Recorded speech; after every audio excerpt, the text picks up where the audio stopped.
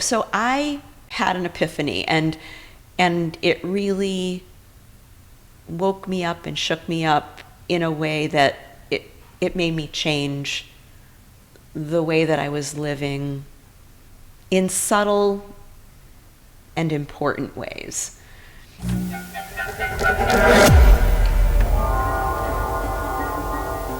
Hey everyone, don't forget to subscribe, like, share.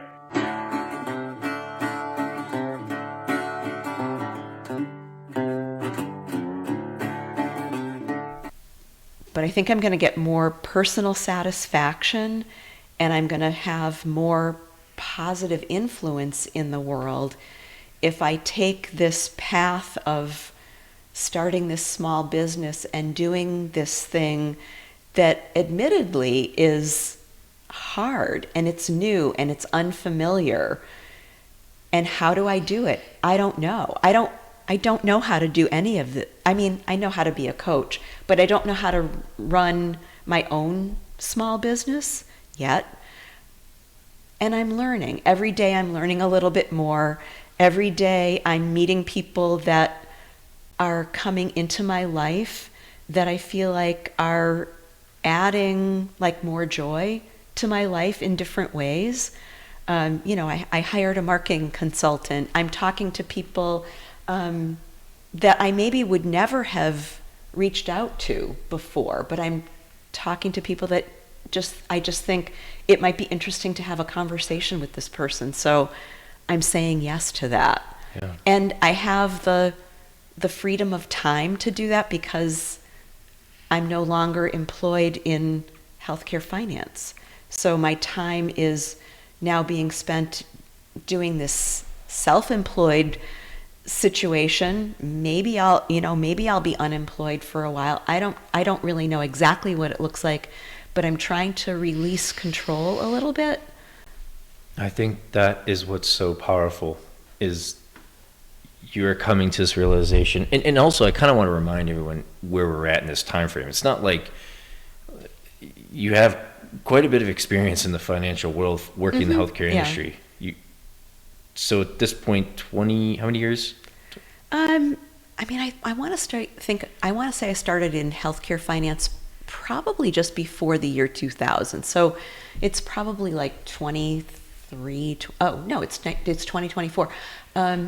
Probably like 25, 26. Yeah. 25, 26 years in the financial world.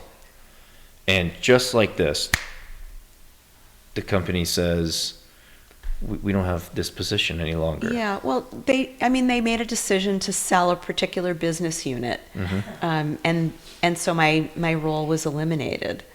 Yeah. No, and so all right, so now you recognize that you've been working for the past year to obtain a professional coaching license, and so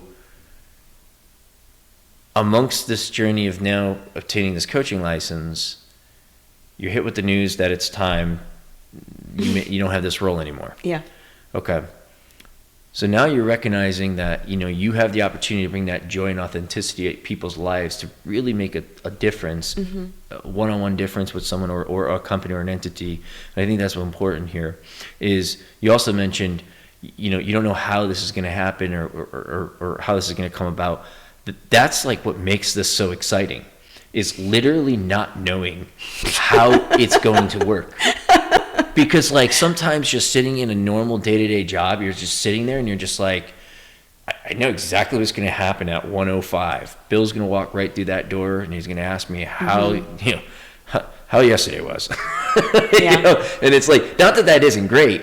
It can be great because you can expect commonalities each day.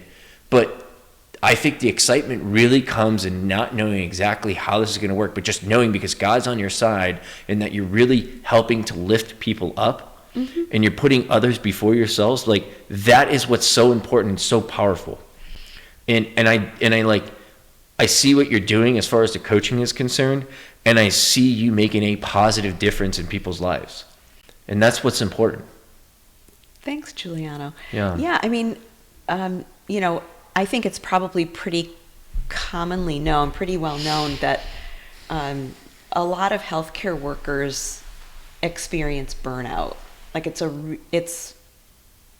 there's a really high level of burnout in healthcare. And I was at a conference just at the end of January, and there was a presenter there. His name is Dr. Tom Mayer, and he's a physician for the NFL.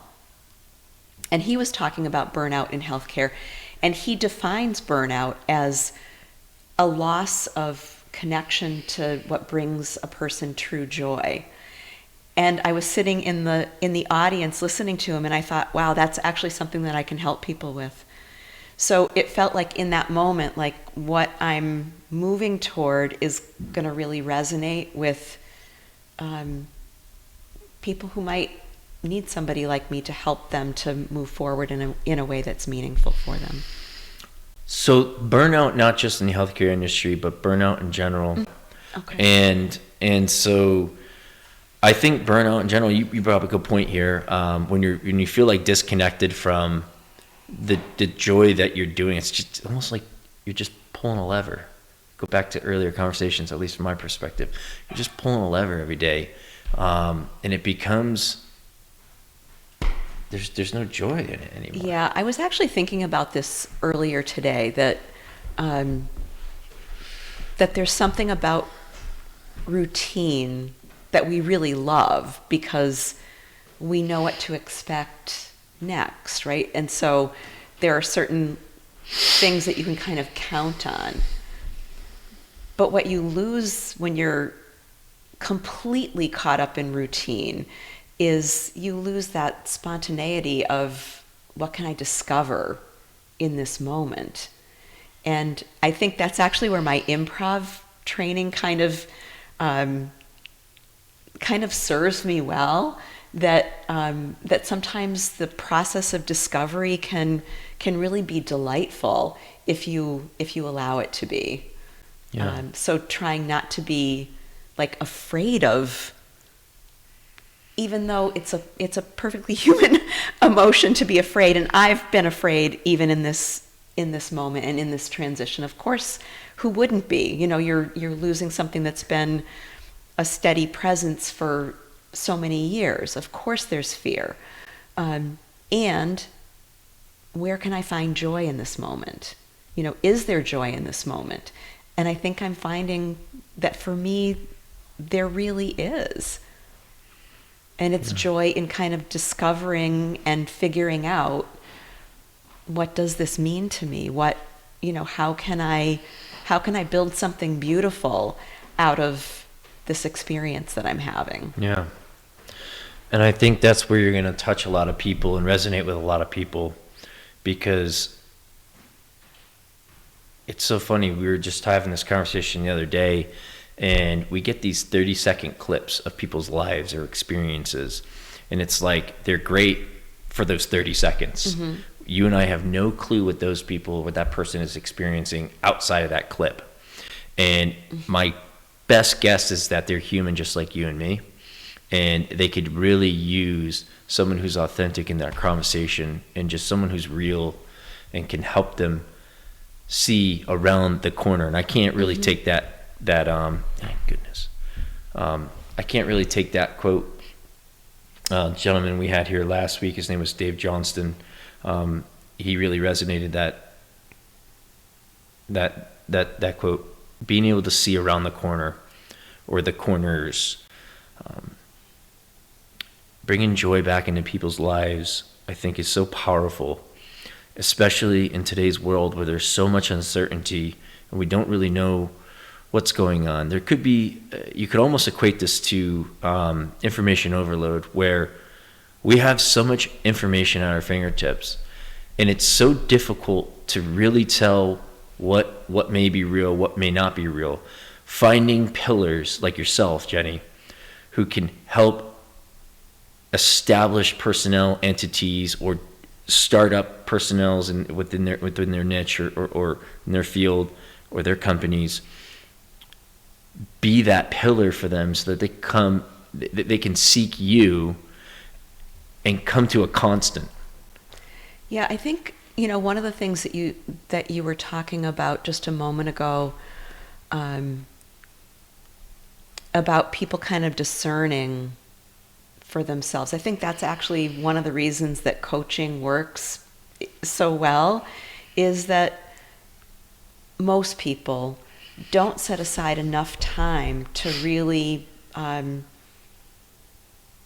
sit down and think through and talk through the things that they're facing. And I think that's really why coaching works, because you are setting aside, kind of sacred time for yourself to kind of work through things that might be bothering you, or things that you're stuck on, or things that you want to move forward on and maybe need some thought partnership, and somebody to help you to get to a more creative space in the way that you're thinking about things. Yes. Mm-hmm. And that's so important.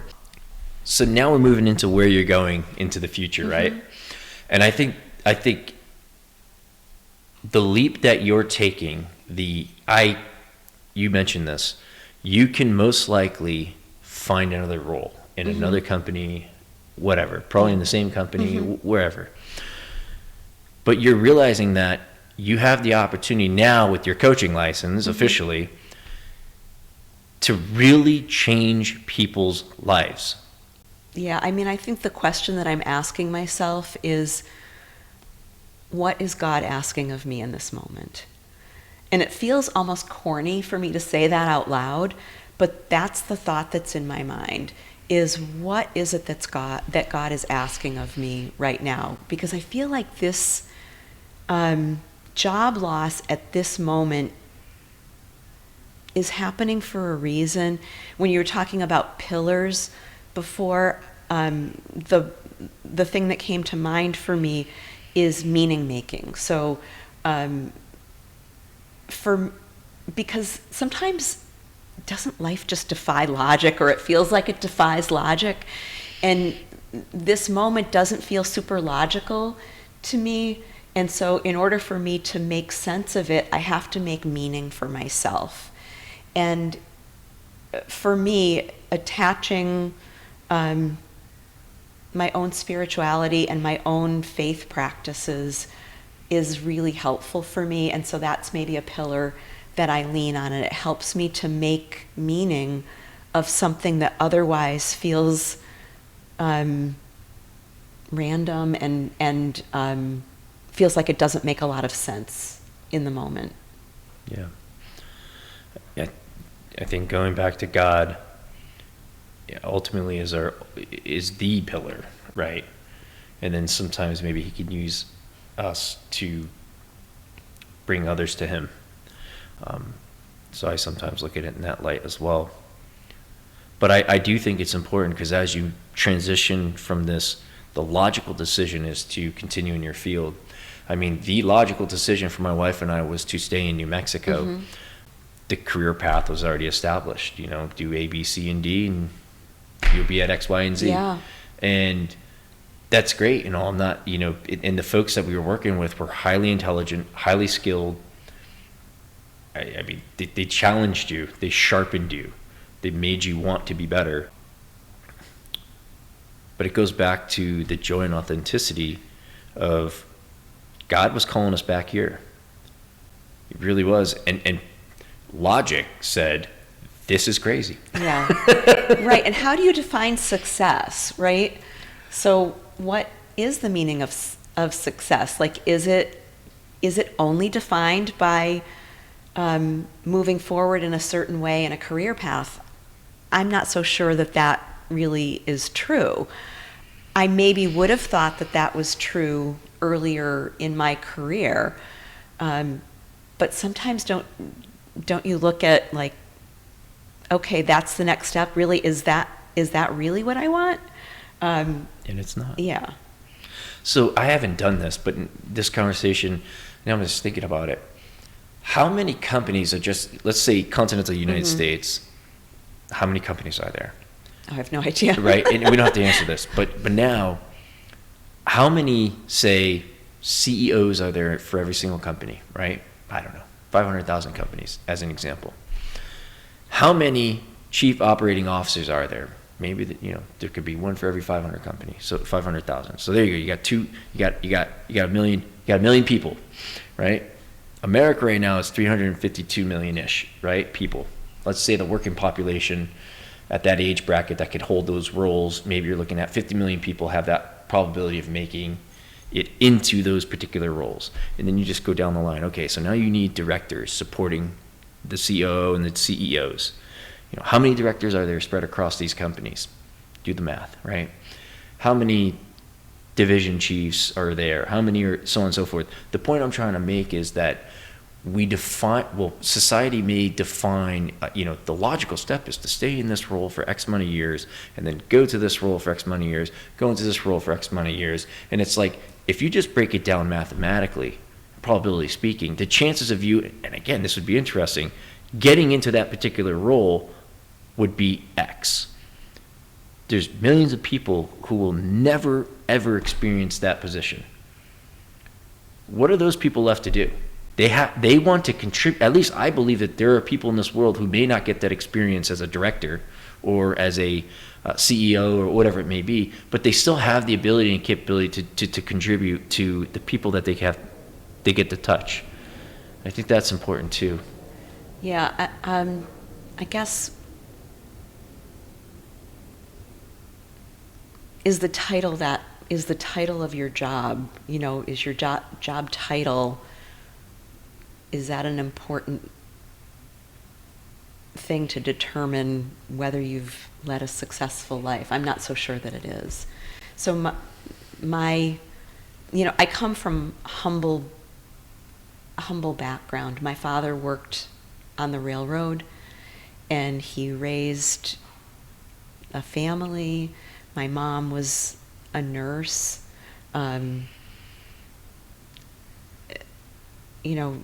I feel like I come from kind of a humble background where people were really hardworking people that didn't have like big job titles, and they loved their family fiercely. And I think that would have been my father's meaning of success, that he was able to, raise his family. That's so powerful. Yeah. That's exactly it. It's we're always competing with each other, and you said fiercely loved his family, and I think that's so important, is because it's okay to.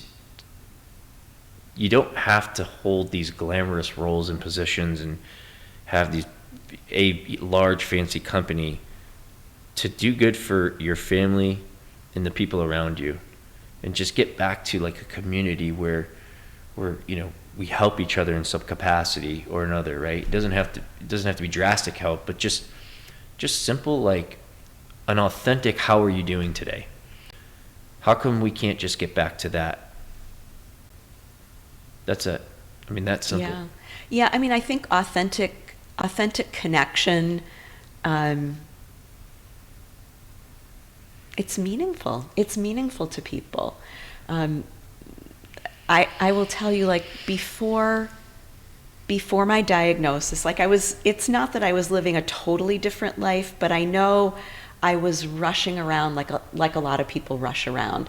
And I spent less time pausing.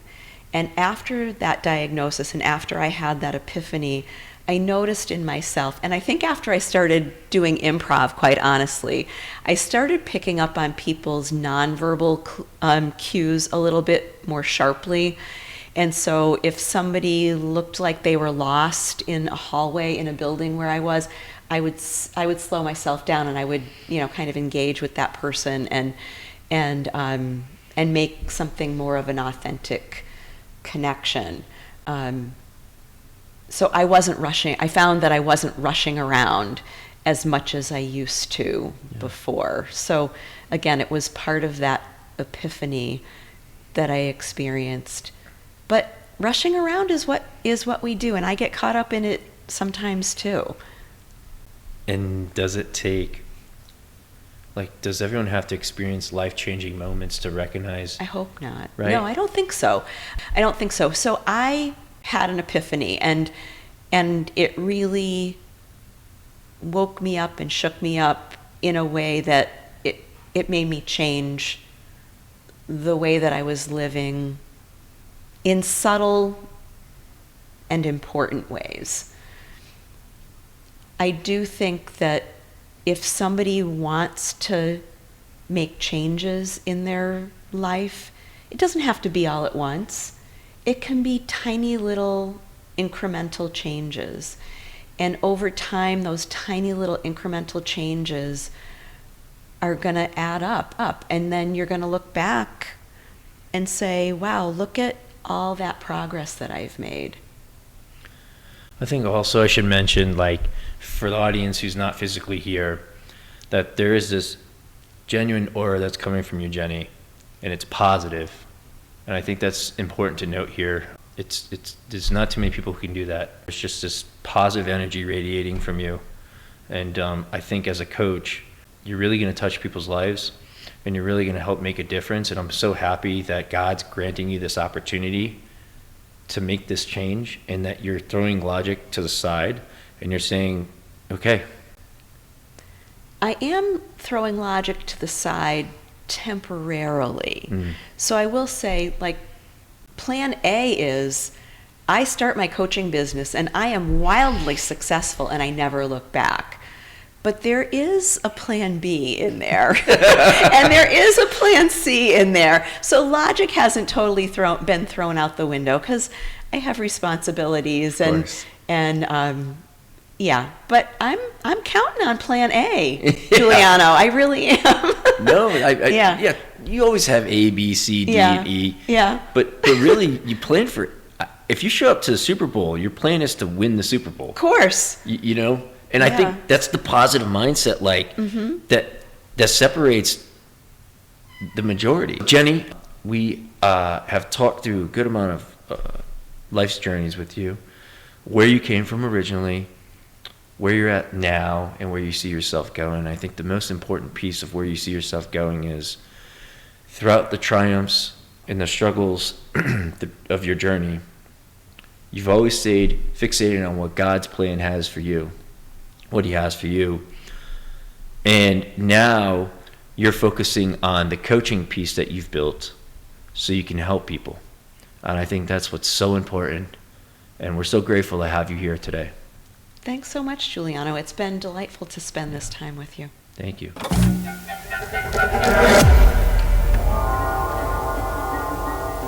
Hey everyone, don't forget to subscribe, like, share.